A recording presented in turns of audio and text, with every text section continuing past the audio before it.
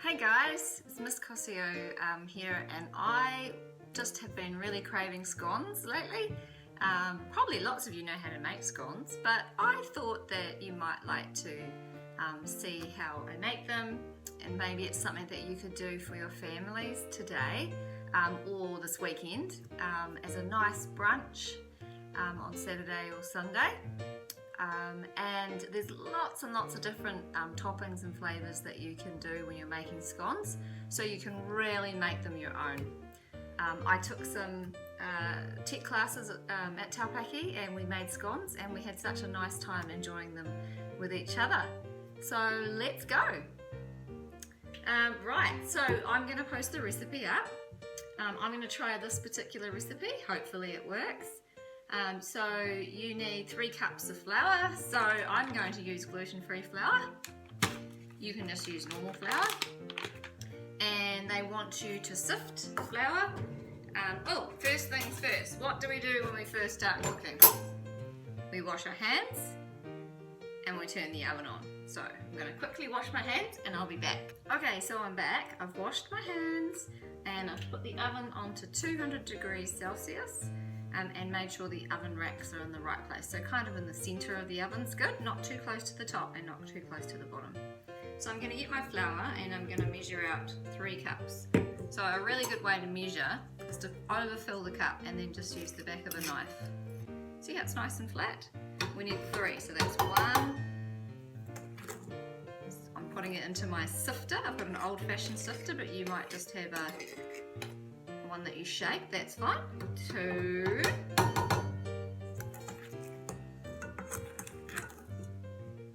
I might need to use a spoon. A spoon.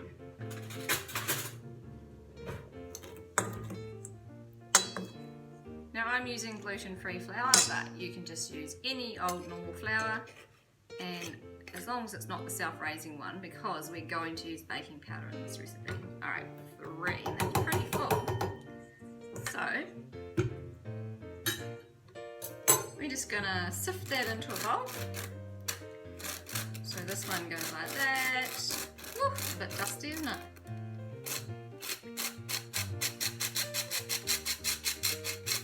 And I should have mentioned that I also like to give my benches a really good spray and wipe before I start cooking, because when you use scones you want to be making a dough and you want to do it just straight on the bench if you can, or you could use a chopping board, but just make sure your surface is really clean.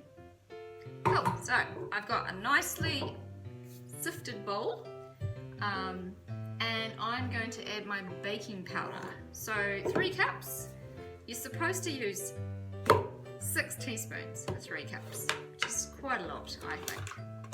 So I'm going to do, they say 1.5 per cup, so what's 1.5 times 3? 4.5. So I am going to, so you can do a bit of maths when you're cooking too. The best part is you get to eat something yummy at the end of it. So they say 6 teaspoons, 4.5, I'm going to do 5, just see how it goes. Sometimes your recipe won't work, and that's an experiment, and then you just try again. So here's 1. Cool. So then I like to set all my ingredients just to the side, keeps everything nice and clean. So we've got in the sifter, we've got our baking powder, and we really need a little bit of salt and sugar, depending on whether you're doing a savoury scone or a sweet scone. So you always mix your dry ingredients together, and then we add the wet ingredients later. I'm just going to put a good couple of pinches of salt in, because I don't like mine too sweet. I'm just going to sift that out. Give it a bit of a tap. Okay, so with this dry mixture, which I gave a really good mix, and that's just got flour, baking powder and salt, I've decided I'm going to do this whole batch as savoury scones, and I'll make some sweet ones later. So what you do at this stage is you need about 1/2 cup of cheese, and I'm going to give it a good grate. So you just use a grater. Make sure the cheese is a little bit cold so it's nice and firm. You can use any type of cheese. And if you don't like cheese, of course, you can come up with your own recipes. You might have some ham, some salami, some capsicums, some herbs. I reckon I'd love to hear about your tests. Let's see what your experiments turn out like. Okay, so it says about half a cup. That's probably about half a cup. It doesn't really matter if it's not too perfect. And I'm gonna put this in here, and I'm going to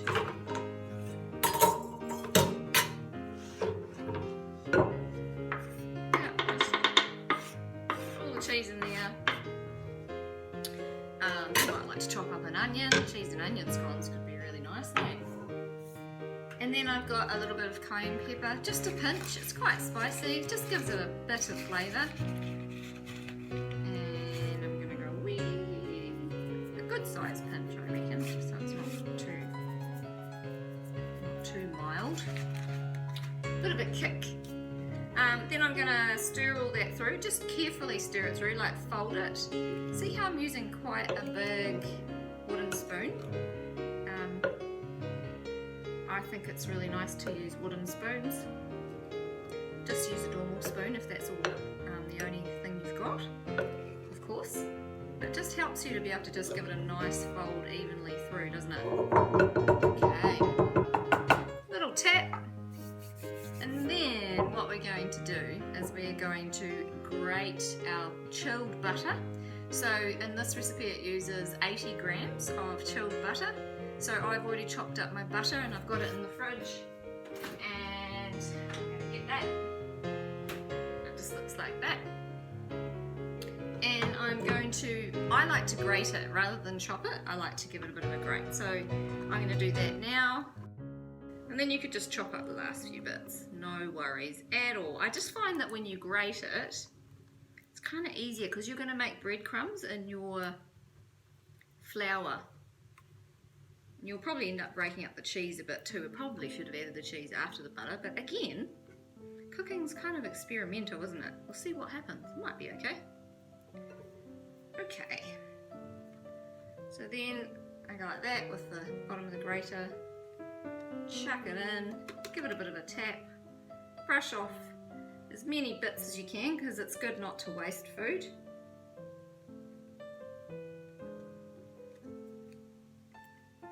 This is why it's important to wash your hands with scones, because you get to get down and dirty with your hands. It's great. You get to get your fingers stuck into the mixture. I'm just going to throw in those last few bits that were too small to grate. So then I've got my butter sitting there like that, and then I'm going to use my hands and I'm just going to go like this. I'm going to kind of rub my fingers together. It's quite fun.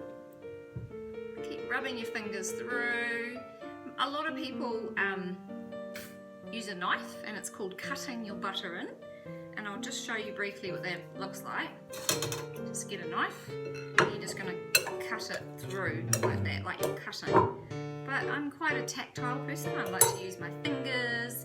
I think it's fun. As long as your hands are clean, it's awesome. Okay, so I'm just kind of rubbing the butter and the flour together between my fingers until the whole mixture looks kind of like breadcrumbs. So keep doing that. Takes a wee while. Okay, so I meant to say too that when I'm baking I quite often fill up the sink just with a bit of hot soapy water, so that in between times when I need to wash my hands lots, I've just got the water ready, and I can also put dirty dishes in there as well. So I've made it into kind of crumbs, and then what I've done is they want you to make a well in the middle. See how there's like a dip in the middle? That's what they mean when they say a well. And into that well we are going to pour 1 1/4 cups of milk. So you can use dairy-free milks, you can use normal milk. I've used a combination here. I actually ran out of normal milk, so I'm using some cashew milk as well. We'll see what that tastes like. it should be fine. So they say about 1 1/4 cups of milk, so I think it's good to get everything measured out and ready so that you're all ready to go.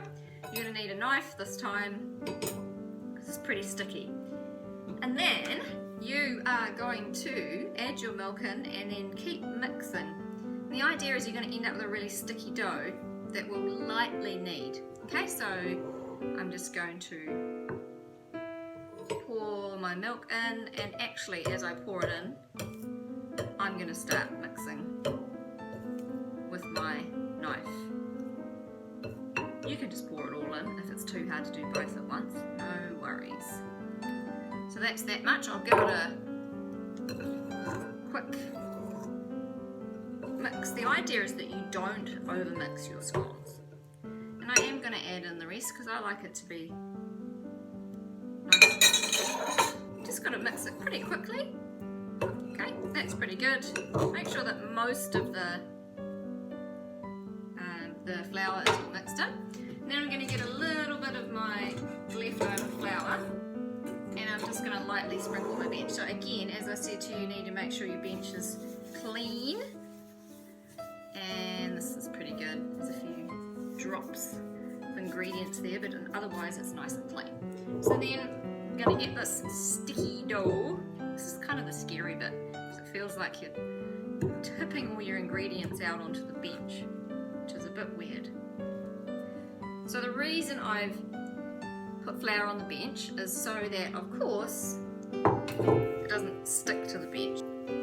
So the reason I've chosen scones that aren't lemonade or yogurt based or got all sorts of fancy ingredients in them is because at the moment lots of us can't get hold of ingredients. So that's heaps. I probably over kneaded it a bit, to be honest. I'm going to put it onto a tray so I can cut it into shapes.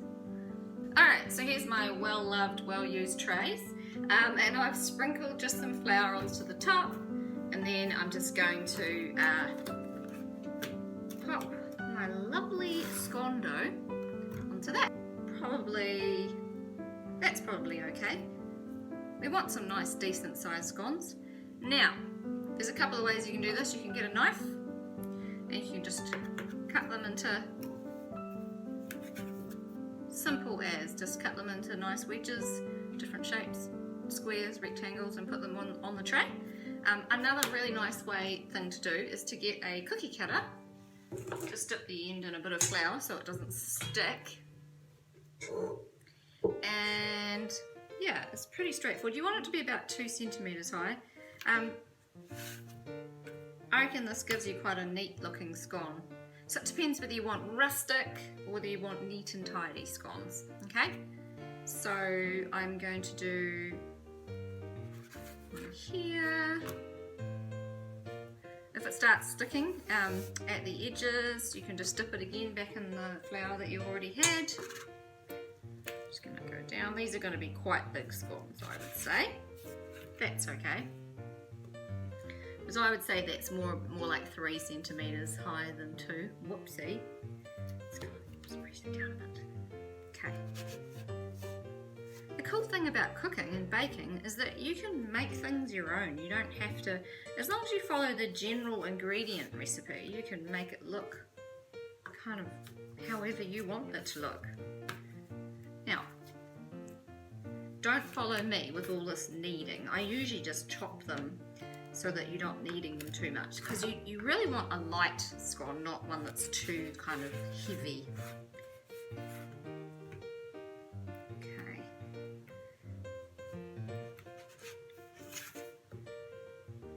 Man, it is windy and rainy outside. It is the perfect day to be inside baking some yummy scones. And then this one.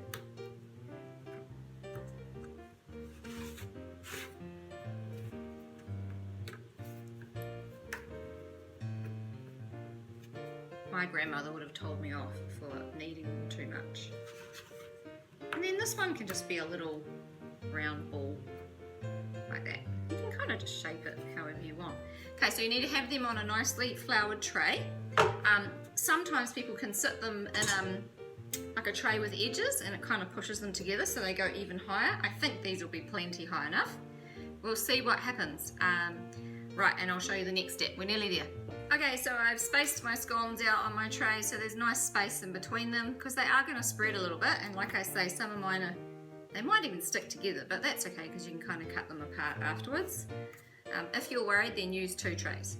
Now, to make them have a nice round top to them, I'm just going to put a little bit of milk in a bowl, and I'm just going to brush the tops with a bit of milk. And then you get a nice shiny top, but I'm also going to do a little bit of the sides, and then I'm going to top them with grated cheese and a bit of salt and pepper, just for make them a little bit special. Okay, so I glazed the top of them, and I'm just going to put a little tiny bit of cheese on each one. It makes your tray a bit dirty, but it makes them special, so that's nice. And then I'm going to do a little grind of pepper, and for me a little bit of salt because I really love that flavour, but you might want to just leave it. So I'm going to do this. Don't want to put too much on because it's quite hard to clean the trays afterwards. Yum. Okay, pepper. You might not like pepper, so don't feel like you have to put pepper. And I'll just do salt on a couple of them because I want to see what it's like. Okay, and then you're going to put them in the tray and put the tray in the oven. And how long are we going to give it? We're going to give it 20 to 25 minutes. I know for gluten-free flour it actually takes a bit longer than normal flour. So if you're cooking with gluten-free baking mix, give it maybe another 10 minutes, but keep an eye on it. Right, let's do it.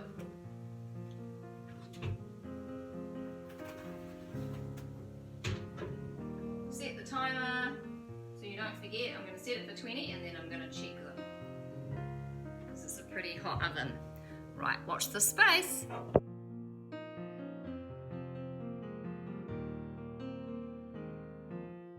How did your scones turn out? Mine turned out delicious.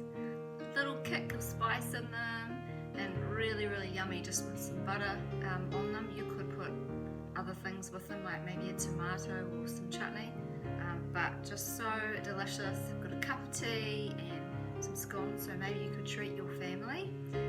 I like to serve them on a wooden chopping board because I think it looks really nice.